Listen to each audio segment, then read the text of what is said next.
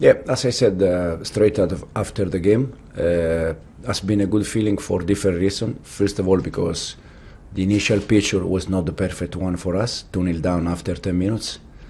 And then because it's a derby for the fans, and also because in terms of points, 3 points, they were so important in that moment. So the reason why we were so happy is for many reasons.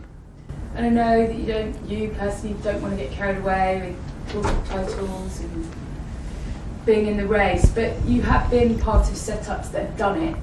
So at what point will you allow yourself, or do you change the narrative?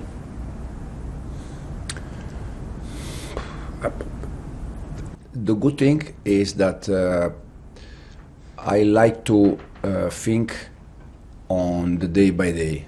So in which moment something can change, I don't know.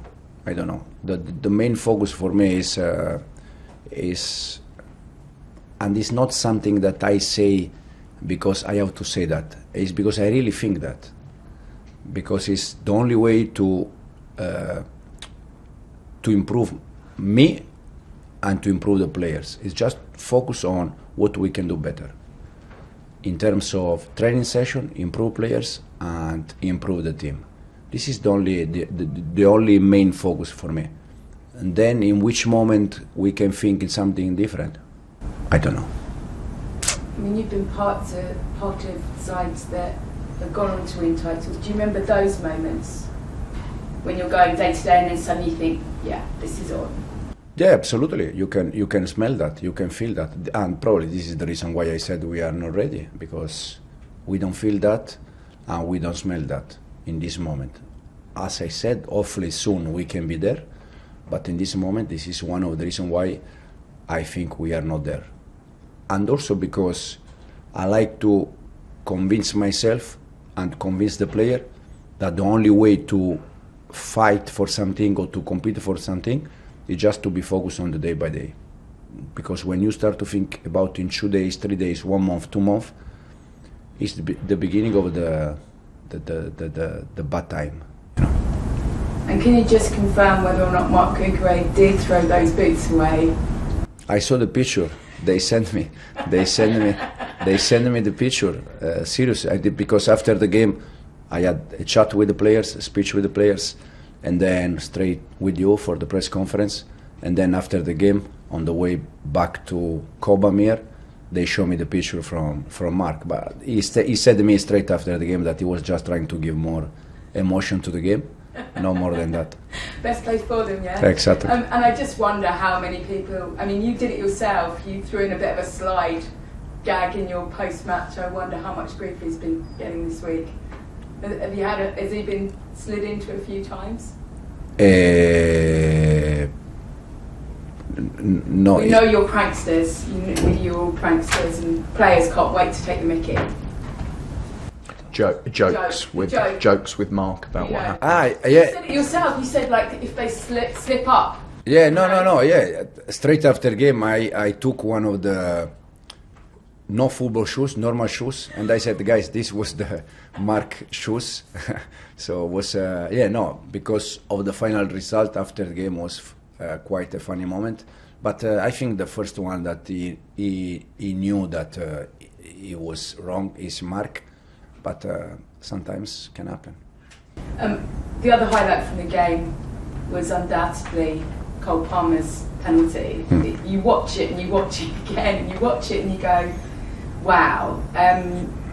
You get to see that day in, day out. How privileged do you feel that you've got somebody of that level of talent, that you are that close, that you have the opportunity of moulding to be one of the best players in the world? Yeah. I agree with you. I feel very proud or privileged, to work with Cole. I feel quite lucky, to be honest, to work with all of them, because for sure Cole is different one from the rest. But here we have many good players. Where a manager, in this case me, I feel happy and I feel proud to work with them. I mean, you've clearly worked with a lot of very, very talented players, but I think what's so fascinating about Cole is the other side of him. This personality that just seems so different, so ice cold, so unflustered. Yeah, but if you see many big players, many top players, they are in that way.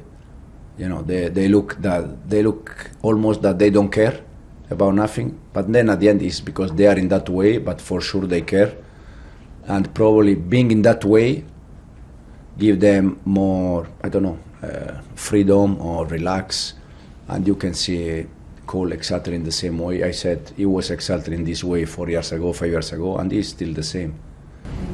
And with a lot of young players in this country, there's always that fear that they can be lured by showbiz lifestyles. I'm guessing that he's exactly the sort of player you won't have to work too hard to keep his, we say, feet on. Yeah, exactly.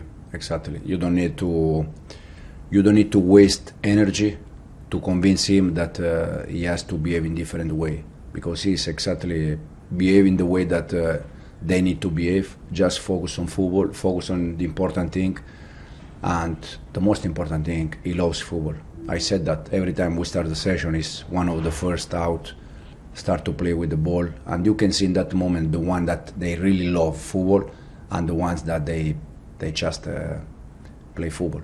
Yeah, he's living the dream, isn't he? Just a couple for me on Enzo, and particularly because, you know, we talked a lot, and a lot of the talk has been one team, the other team, is this one in that one or not in that one, and how good an example is he of what you've tried to get out of this current crop of players in terms of, you know, 3 goals since last 4 Premier League games.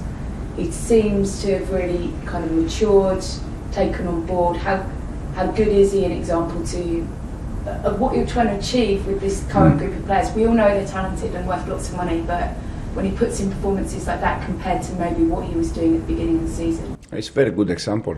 Him, Noni is the same. But I said already that even when they were not playing, they were doing the right things. But it was my decision to leave them out. And the reason why was not because they were training bad or the behavior was not the right one. It was a simple technical decision. Probably sometimes when you leave out players, you hurt them.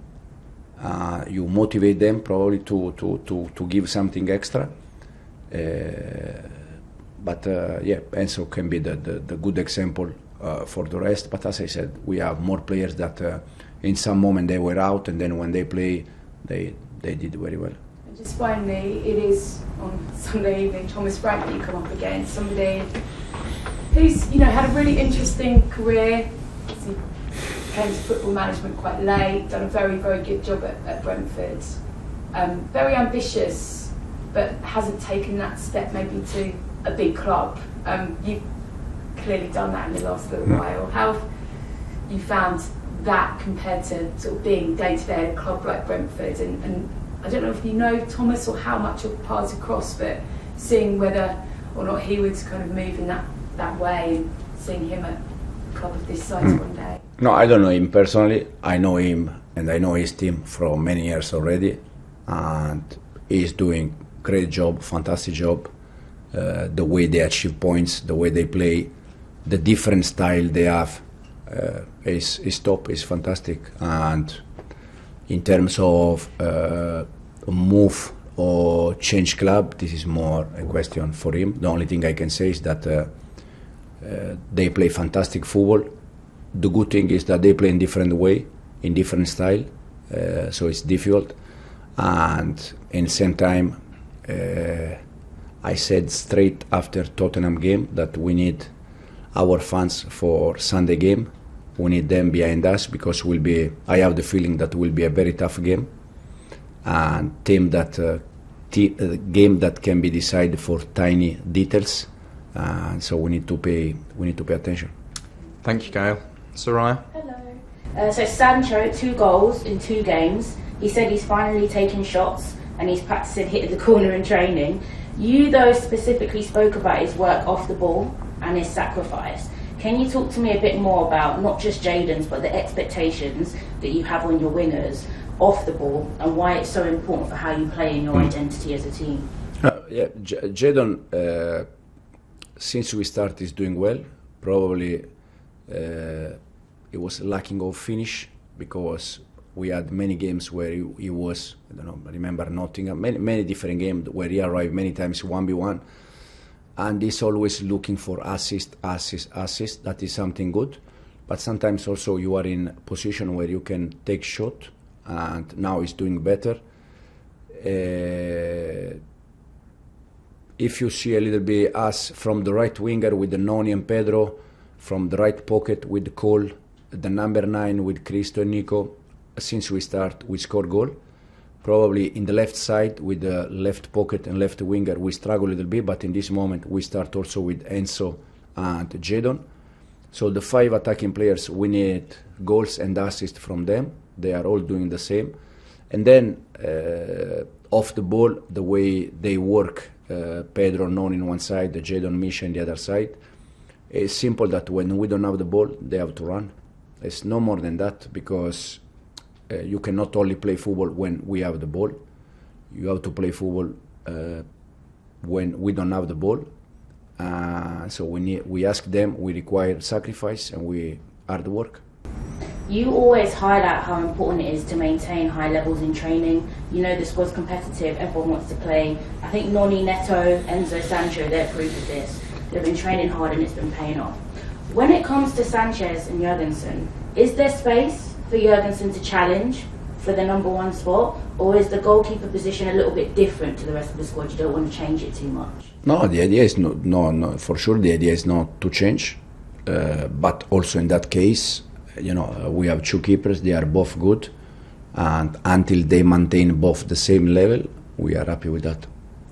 We saw Nico Jackson look a little bit sad when he was subbed, and after the match you ran up to him, it looked like he was giving him some encouragement. How important is it now that these young players are reaching these new levels, that they're actually feeling the pain and they care to deliver, and they know, right, I can do better than that? Yeah, no, first of all, Nico was upset, sad, because he didn't score. But for me, Nico did, and this is something that it's important that you highlight, you say? Yeah. Nico did the most important thing in the game against Tottenham. That is when we scored the 2-2 with Cole. Everyone was celebrating the goal with Cole, and there was only one player go for the ball and bring the ball quick to the middle to start again. That was Nico. And this showed the desire of Nico to win the game. 10 players celebrating the goal, only one take the ball and bring the ball to the halfway line. Exactly. That show how Nico is there with desire to win the game. And for me, in terms of moment, probably that moment is the most important moment of the game. That leads to my next question, because when Enzo scored, Nico actually stopped him from taking his shirt off to stop him getting the yellow. And I think those little details sometimes you forget in a game. You have a few players, 2 players that are 1 card away from being suspended. Neto's not available against Brentford. Do you discuss these little details with the players regarding picking up unnecessary cards, or is it something you just expect them to learn as their on-pitch behaviour? No, they have to learn for sure. Some yellow card we deserve, some of them we didn't deserve, someone is because we do something wrong, but for sure if we can avoid yellow card is much better, and Enzo Nico is a good example as you said. Brentford this season, they've caused a lot of big problems to a lot of big teams. They seem to have a bit more attacking flair. What have you thought about them tactically, looking ahead to Sunday, in terms of how they could probably threaten this Chelsea team? The good thing about them is that they can play in different style. They don't have just one way to play. They can play back 4, they can play back 5, they can play back 4, making back 5 with one of the wingers. So it's quite complicated, but we're gonna try to do our best. And 15 games in, we've seen you do a little dance at the end of matches and cheers with the fans. They're chanting your name. The relationship's organically growing with Chelsea fans through the results. You've highlighted, though, that Brentford's difficult and you need your fans home and away. So can you say a little message to the fans in your journey so far and what you're looking forward to on Sunday? First of all, my kids ask me don't dance anymore, please. So this is quite clear. And then we need our fans on Sunday game, because it will be a tough game. They are a very good team. They know each other from many years already, so they know exactly the game that they are going to play. And as I said, the game will be decided for tiny details, and we need, until the final whistle, our fans behind us, pushing us, because it's that game that we need one more players, like 12 players, to try to beat them.